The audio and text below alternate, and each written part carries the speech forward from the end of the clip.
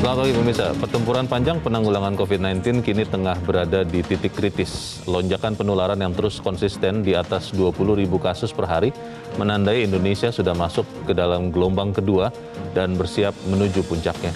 Pemirsa, inilah editorial Media Indonesia di seri ini Jumat 2 Juli 2021 dengan tema PPKM Darurat Senjata Pamungkas bersama saya Leonard Samosir. Dan kami juga mengundang partisipasi Anda nanti di nomor telepon 021 583 99 100. Dan pemirsa, pagi ini telah hadir di Studio Metro TV anggota Dewan Redaksi Media Group Elman Saragih. Bang Elman, selamat pagi.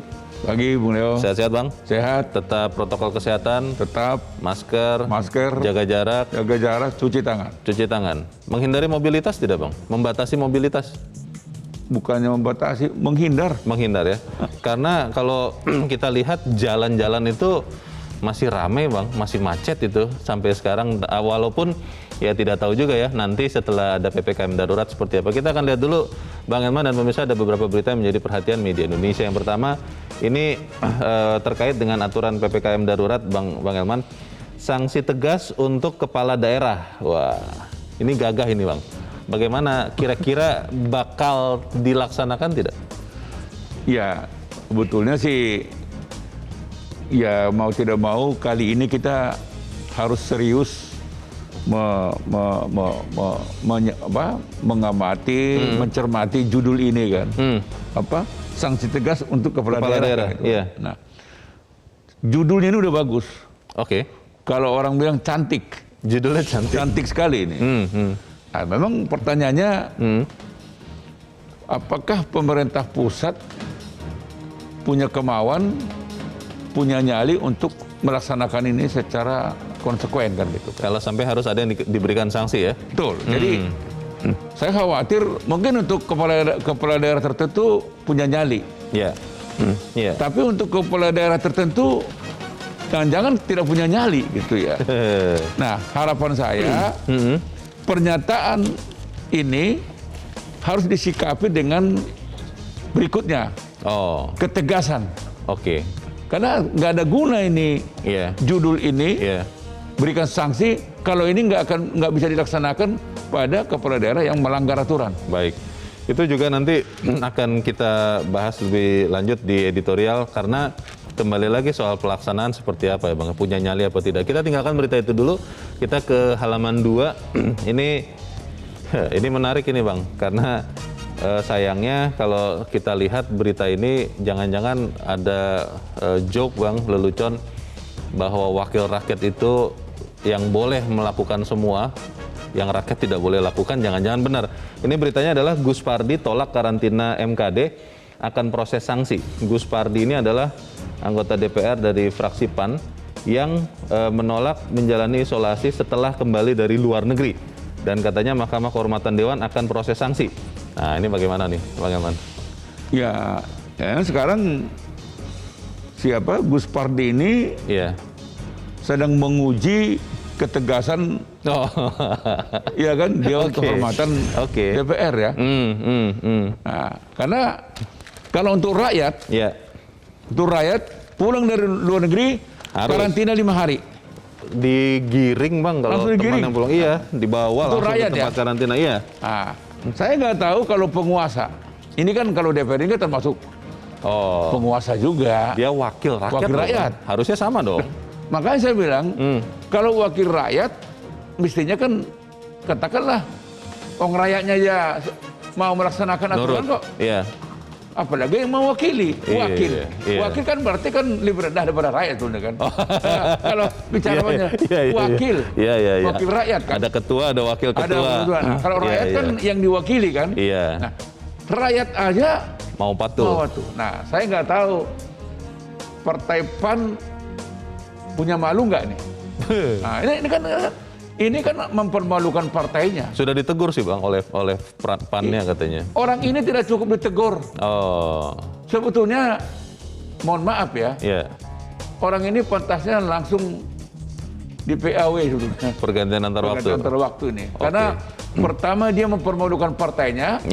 Kedua juga mempermalukan katakanlah kaum elit, mempermalukan anggota dewan secara keseluruhan. Iya. Yang ketiga ya membuat rakyat marah. Iya. Kok wakilnya seperti itu ya? Kok wakil saya itu ngapain saya pilih dulu dia kalau begitu? Oke, kita ikuti saja nanti bagaimana, karena kembali lagi kita ingin tahu ujungnya Bang, seperti apa. Kita tinggalkan berita itu, kita ke berita selanjutnya. Kali ini dari halaman 5, ini terkait dengan bagaimana kasus COVID yang menimpa anak-anak, hindari anak-anak keluar rumah. Nah ini tugas yang mungkin akan menjadi sulit Bang Elman kalau orang-orang yang punya rumah, orang tua yang punya anak, itu rumahnya tidak besar Bang. Lalu rumahnya berdekatan, nempel-nempel mungkin. Dan anak-anak itu sangat bosan untuk di dalam rumah. Bagaimana Bang? Memang pilihannya itu sebenarnya sederhana kok. Mau bosan di rumah, Tapi sehat? tetapi tinggal di apa? Rumah sakit. Mau mana? Mau di rumah bosan tapi sehat, atau keluar rumah Tapi rumah sakit. rumah sakit dan amit-amit bisa ke liang kubur? Liang kubur. Gitu. Nah, jadi menurut saya karena hasil penelitian kemarin katanya kan Iya. 13% Iya, dari yang terpapar anak-anak. Angka yang sangat tinggi nih. betul. Jadi kalau menurut saya mau mengajak semua orang tua, terutama ya, tolong awasi anak-anak. Iya, Dan para RT, para RW juga ikut iya.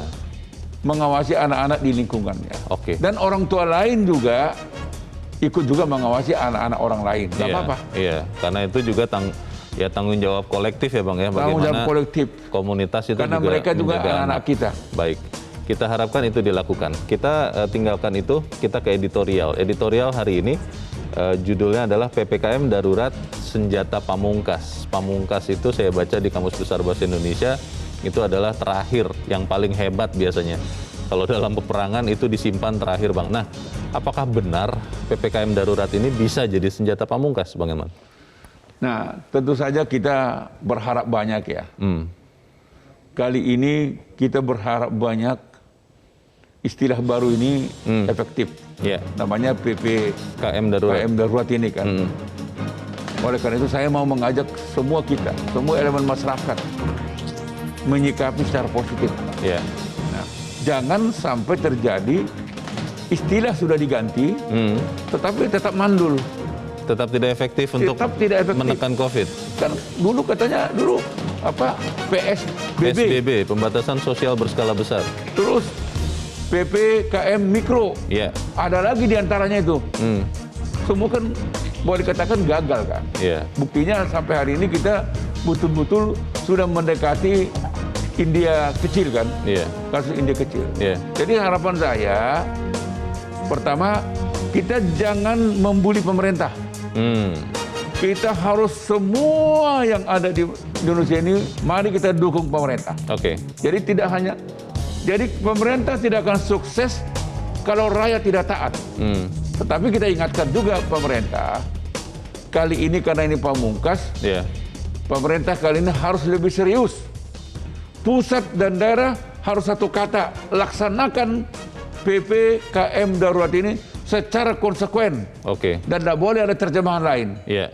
Tidak boleh ada kebijakan-kebijakan di luar dari aturan yang ada. Masalahnya begini Bang Elman, ada yang mengatakan bahwa apapun itu, seberapa konsistennya pun, seia sekatanya pemerintah pusat atau daerah, TNI Polri juga, kalau rakyatnya tidak mau juga mengikuti, percuma saja. Tapi itu akan kita bahas. Dan pemirsa, inilah editorial Media Indonesia untuk hari ini, Jumat 2 Juli 2021, PPKM Darurat Senjata Pamungkas.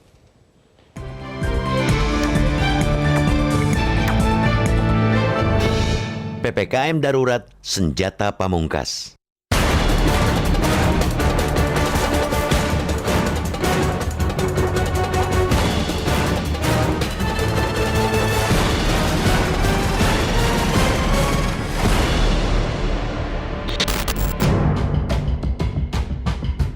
Pertempuran panjang penanggulangan COVID-19 kini tengah berada di titik kritis. Lonjakan penularan yang terus konsisten di atas 20.000 per hari menandai Indonesia sudah masuk gelombang kedua dan bersiap menuju puncaknya.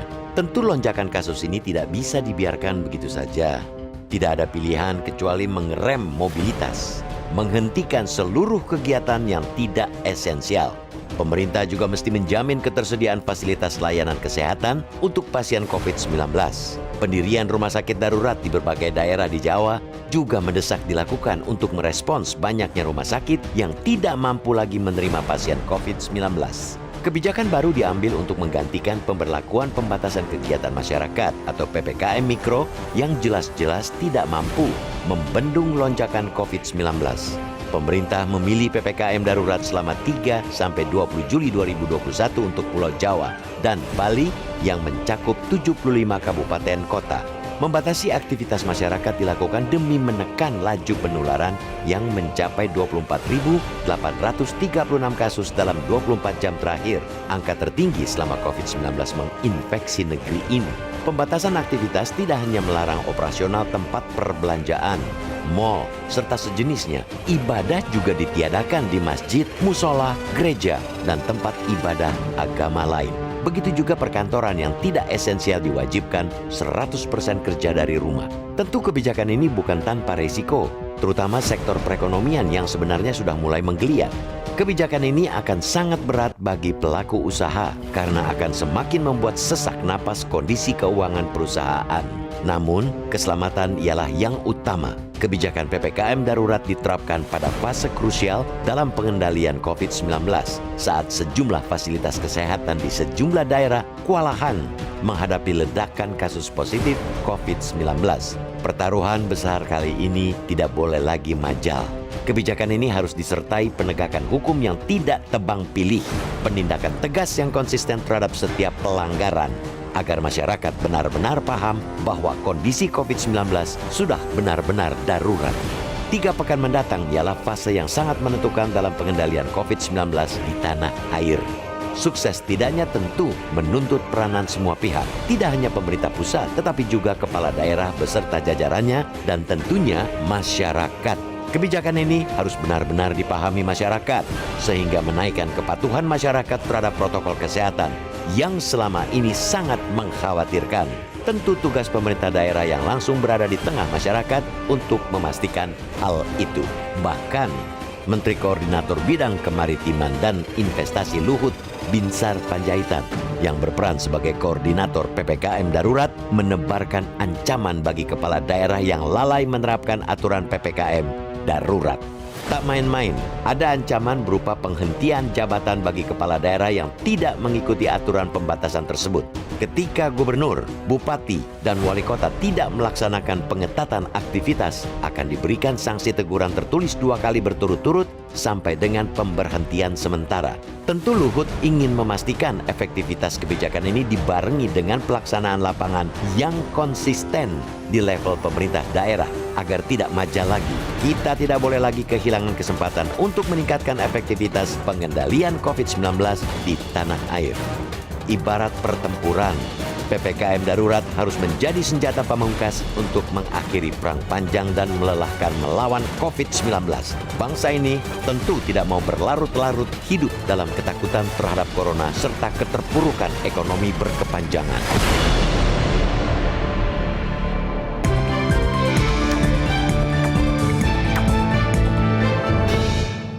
Anda bisa ikut menyatakan pendapat Anda di bagian berikut selepas jeda. Pemirsa, untuk saat ini tetaplah bersama kami.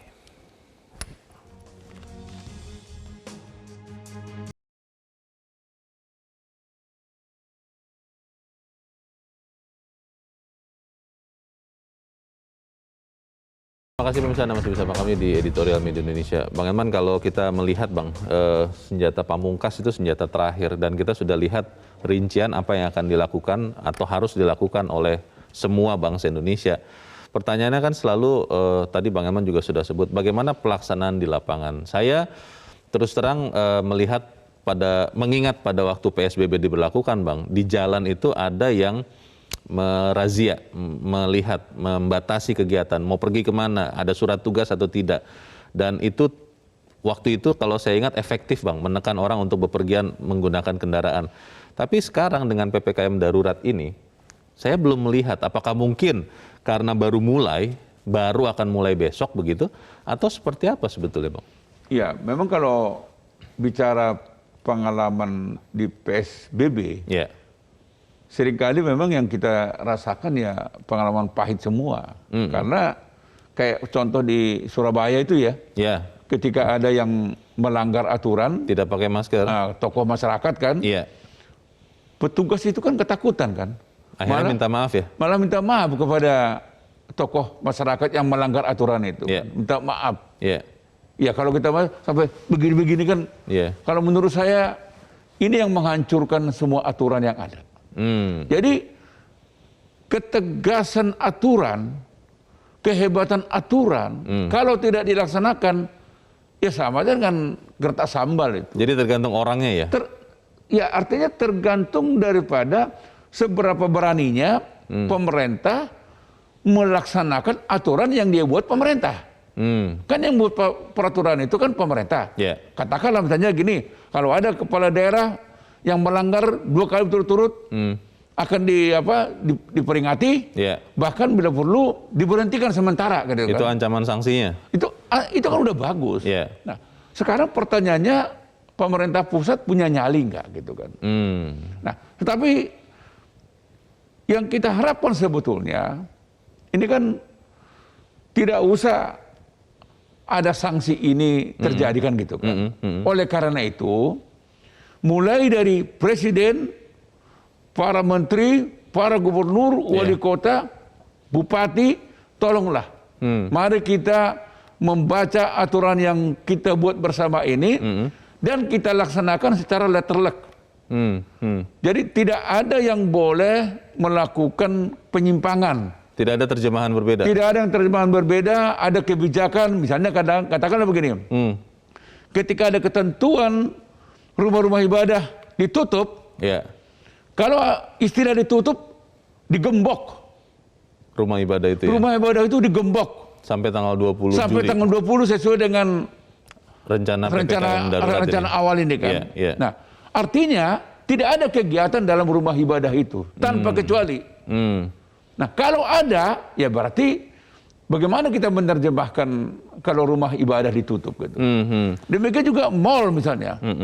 Kalau memang mall itu harus ditutup di seluruh Indonesia, ya artinya di apa yang dia 74 Oke. kabupaten itu ya tutup. Oke. Jangan ada alasan ini dan itu dan sebagainya. Gitu. Baik, menarik itu. Tapi kita mau bertanya juga dulu, Bang. Kita sudah terhubung dengan lewat saluran telepon dengan Wakil Ketua Komisi 9 DPR RI, Melki Lakalena. Pak Melki, selamat pagi. Selamat pagi Pak Leo, selamat pagi Bang Elman. Selamat pagi. Terima kasih sudah memberikan waktu, Pak Melki. PPKM darurat kita harapkan senjata pamungkas untuk benar-benar menekan penyebaran COVID. Pertanyaan besar kita adalah apa yang membuat kita bisa yakin, Pak Melki, bahwa PPKM darurat ini akan diterapkan dengan tegas di seluruh wilayah Indonesia dan ini akan efektif untuk menekan COVID. Bagaimana, Pak Melki? Ya, pertama kita melihat bahwa posisi politik pemerintah dengan keputusan yang sudah dibuat oleh Pak Jokowi kemarin itu terang benderang bahwa pemerintah akan sangat membatasi pergerakan orang, pertemuan orang di Jawa dan Bali. Ya.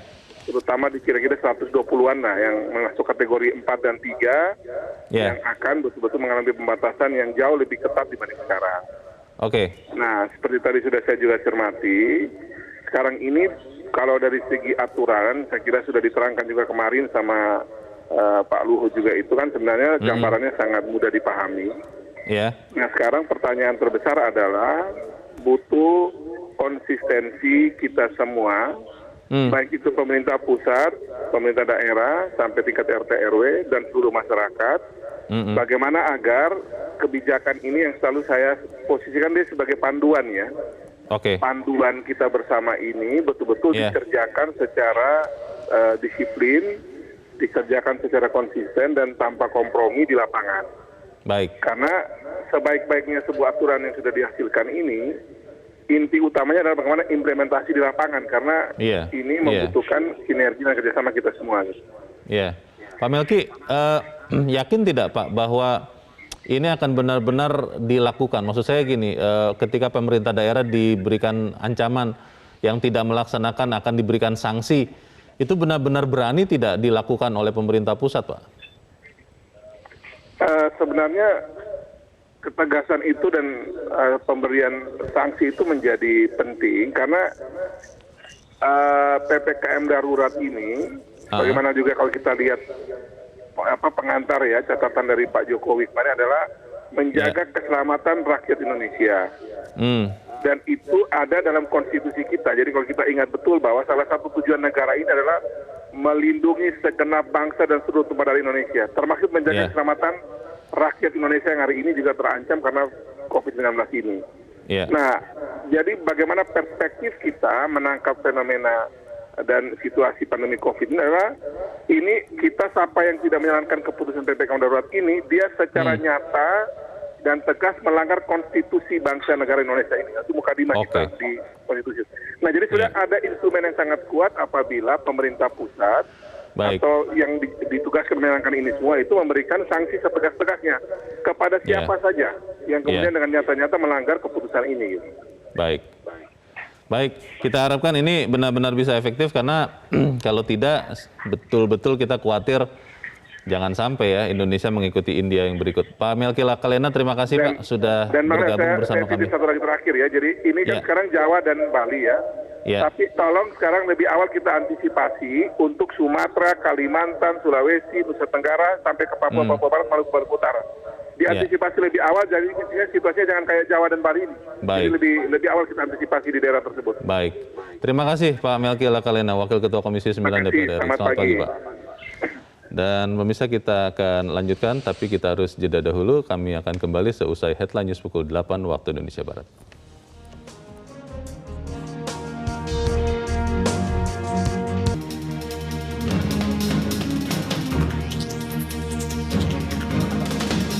Terima kasih pemirsa, Anda masih bersama kami di Editorial Media Indonesia. Tadi Bang Eman sebelum jeda, Pak Melki mengatakan satu hal yang penting kalau saya rasa, bahwa pemerintah daerah itu harus melaksanakan konstitusi. Undang-Undang Dasar 45 mengatakan harus melindungi segenap bangsa dan tumpah darah Indonesia. Dan itu adalah dalam kondisi COVID melindungi nyawa rakyatnya. Bagaimana Bang? Ya, makanya sebetulnya ketika ada ancaman menindak itu, tidak perlu ada kekhawatiran kan. Karena kesehatan, penyelamatan, keselamatan rakyat di atas segala-galanya kan.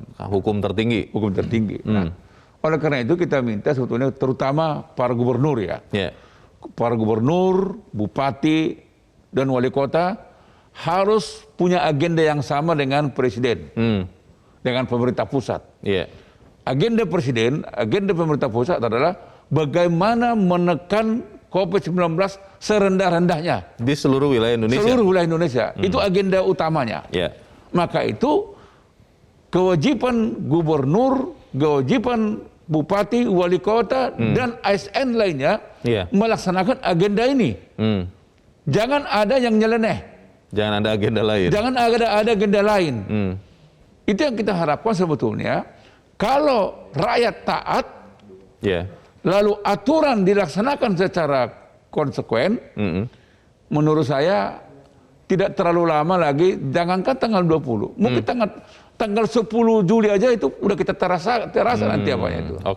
Tetapi kalau rakyat juga tidak mau diatur, dan aturan juga tidak tegas dilaksanakan, sampai kapanpun COVID ini akan tetap merajalela di Indonesia. Baik, kita akan bertanya juga kepada pemirsa kita Bang. Pemirsa Metro TV, kita sudah terhubung saat ini dengan pemirsa Metro TV di Medan, Sumatera Utara.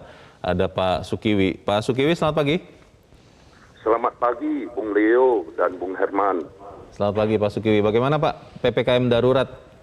Berharap, percaya bahwa ini bisa jadi senjata pamungkas atau seperti apa Pak Sukiwi? Ya, saya percaya bisa jadi senjata pamungkas kalau ini benar-benar dipraktekkan. Jangan hanya teori. Karena kita sudah beberapa kali pengalaman-pengalaman ya terhadap darurat-darurat ini. Ya, setiap ada kenaikan daripada COVID ini penyebarannya, baru kita sibuk. Tapi begitu kita longgar, begitu sudah landai, kita sudah anggap remeh. Ini masalahnya yang paling penting ini harus ada kesatuan hati ada kekompakan dari tingkat yang paling bawah sampai pada tingkat yang paling atas untuk menjalankan peraturan-peraturan ini. Jadi jangan begitu ada melandai sedikit, kita sudah anggap remeh. Oh, sudah masing-masing udah cari panggung. Cari panggung. Wah, seakan-akan daerah saya sudah aman. Padahal masih belum aman. Nah, inilah yang perlu ada kesatuan hati, kekompakan. Masalahnya sampai hari ini penyebaran COVID ini terjadi karena apa? Tidak kompak, ya, tidak sungguh-sungguh, tidak konsisten. Nah, ini masalah yang paling besar. Ya, semua hanya cari panggung, ya, tidak merasa bahwa masyarakatnya juga masih banyak yang menganggap bahwa COVID tidak ada. Baik, Pak. Terima kasih Pak Sukiwi di Medan, Sumatera Utara. Selamat pagi. Di belakang Pak Sukiwi ada Pak Mauhalizar di Aceh Tengah. Pak Mauhalizar, selamat pagi. Selamat pagi, Horas lah. Salam sehat. Horas, Pak. Silakan Pak, pendapat Anda. Silakan Pak Mauhalizar.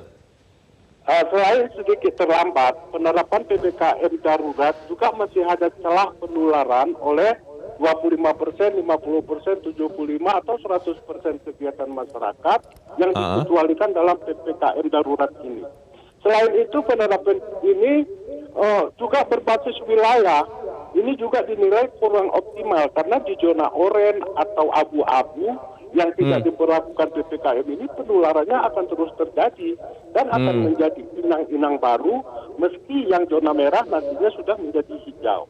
Namun demikian untuk saat ini yang terpenting ialah kita semua bisa mengawal regulasi darurat ini hingga implementasinya di lapangan kita harapkan bisa 1000% lah.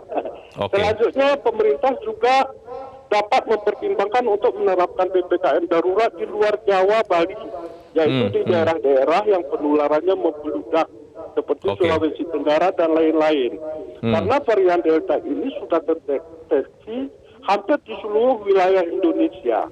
Masalah vaksinasi, Leo dan Bung Elman, kalau memang stoknya ada dan vaksinatornya ada, maka janganlah lagi dibatasi. Ke depan, siapapun, dimanapun, dan kapanpun, vaksinasi dapat dilakukan. Dari ujung barat Indonesia, kami orang Gayo berseru, wahai bangsaku, negara kita saat ini sedang tidak baik-baik saja. Ibu Pertiwi memanggil agar kita semua berperan memutus mata rantai penularan COVID. Terima kasih Pak Mauhalizar di Aceh Tengah. Selamat pagi. Di belakang Pak Mauhalizar ada Pak Tasrik Usman di Banjarmasin, Kalimantan Selatan. Pak Tasrik, selamat pagi. Selamat pagi Bang Leo, selamat pagi Bang Hilman. Selamat pagi, silakan Pak, singkat padat saja pendapat Anda, silakan. PPKM darurat sebagai senjata pamungkas itu akan berhasil apabila dilakukan 3 hal. Yang pertama, pemerintah harus konsisten melaksanakan aturan ini secara konsekuen, artinya tanpa pandang bulu. Ketika ada tempat-tempat ibadah ditutup, maka mal-mal pun ditutup. Jangan ada perbedaan begitu. Sekarang sudah ditutup, terima kasih kepada pemerintah. Yang kedua, masyarakat seluruh Indonesia harus sama-sama mendukung program pemerintah ini. Karena ini hanya berlaku 14 hari. Kalau 14 hari kita landai, insya Allah akan segera dibuka kembali.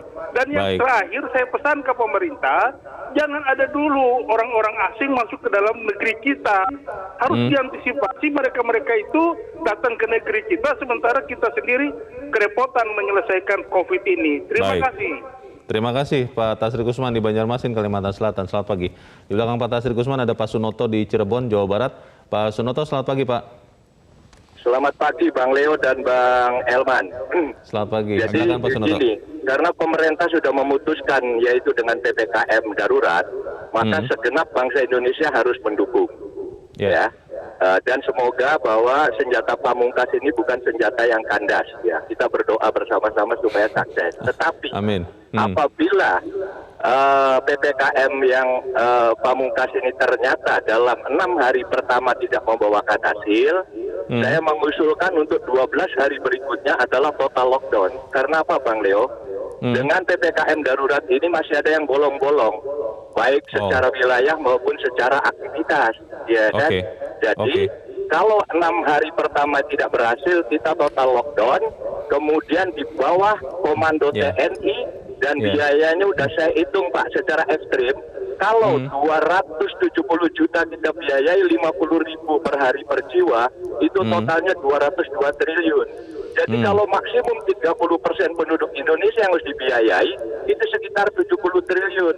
Ya kan? Dan hari ini kita jangan ngomong soal hak asasi. Ini adalah soal kewajiban asasi. Kenapa harus TNI dibantu Polri? Karena menyangkut kedisiplinan rakyat, ini harus tegas, Pak. Ya, jadi kalau 6 hari pertama tidak menghasilkan sesuai yang kita harapkan, dengan Bismillahirrahmanirrahim kita melakukan total lockdown. Terima kasih. Terima kasih Pak Sunoto di Cirebon, Jawa Barat. Selamat pagi. Para pemirsa punya banyak ide, tapi kita harus jeda dahulu. Bagaimana pemirsa tetap bersama kami? Editorial Media Indonesia segera kembali.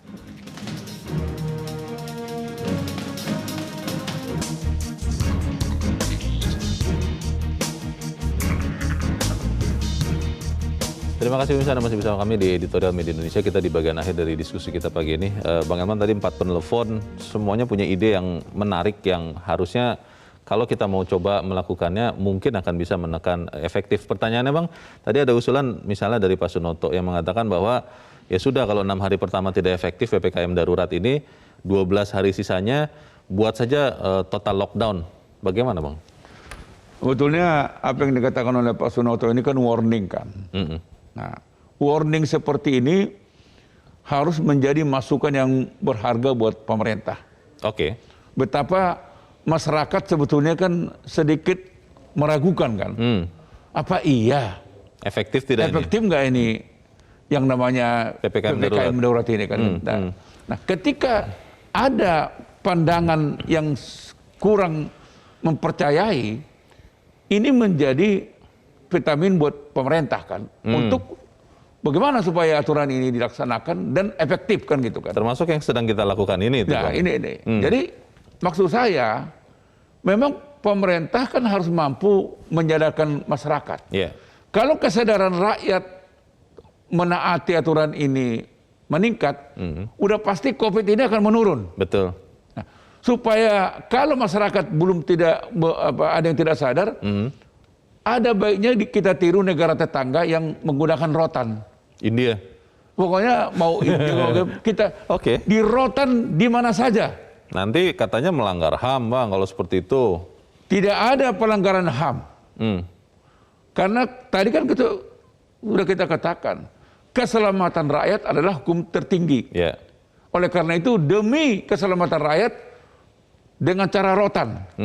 Kalau ada yang nyinyir, apakah itu tokoh masyarakat, apakah itu katakanlah para politisi, itu juga ditindak.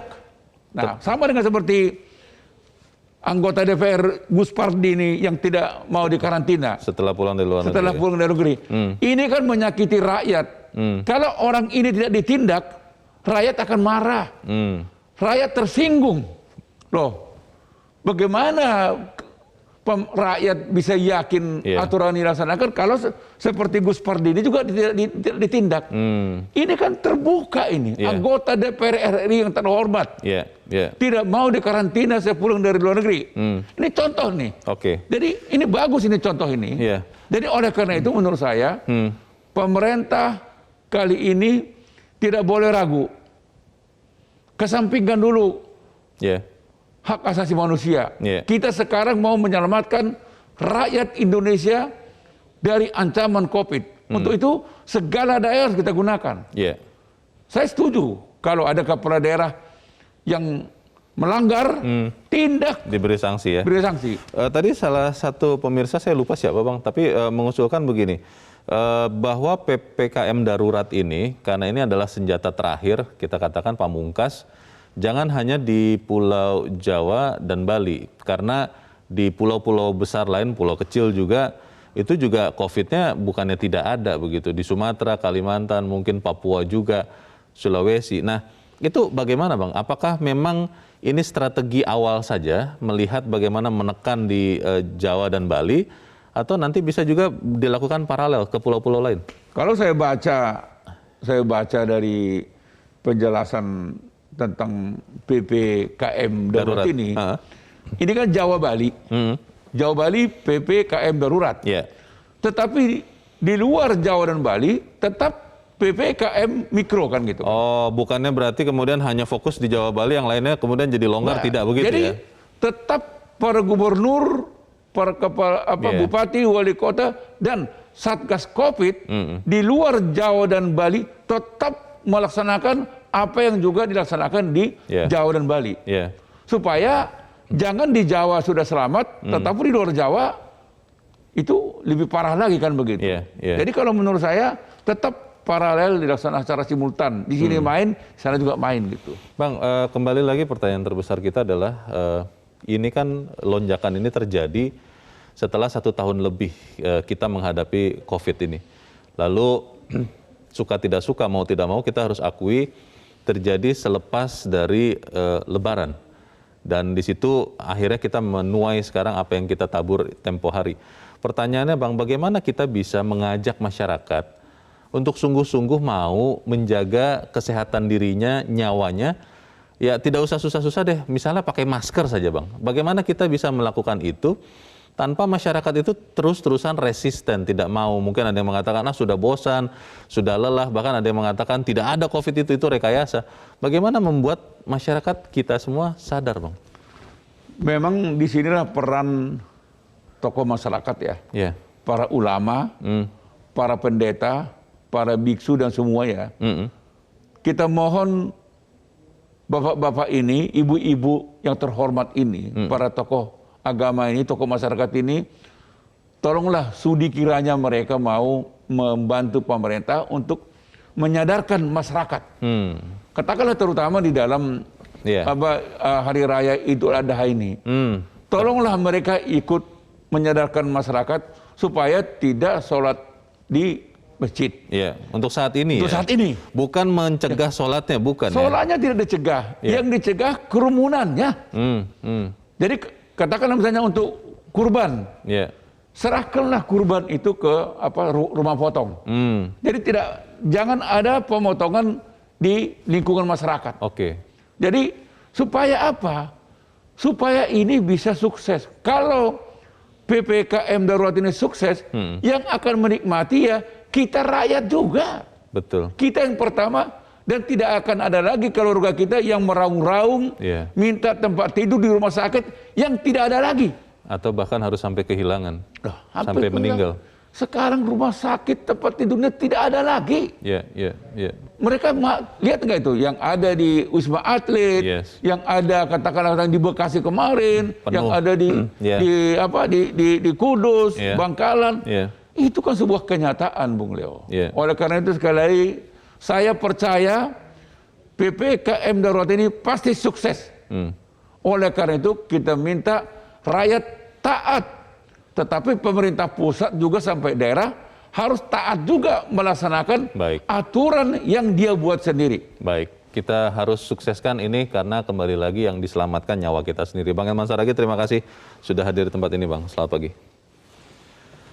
Pemirsa, ibarat pertempuran, PPKM darurat harus jadi senjata pamungkas untuk mengakhiri perang panjang dan melelahkan melawan COVID-19. Bangsa ini tentu tidak mau berlarut-larut hidup dalam ketakutan terhadap corona serta keterpurukan ekonomi berkepanjangan. Mari kita jaga diri kita, orang-orang yang kita kasihi, pakai masker Anda, jangan lelah karena virus ini tidak kenal lelah. Saya Leonard Samosir, terima kasih Anda sudah menyaksikan. Selamat pagi.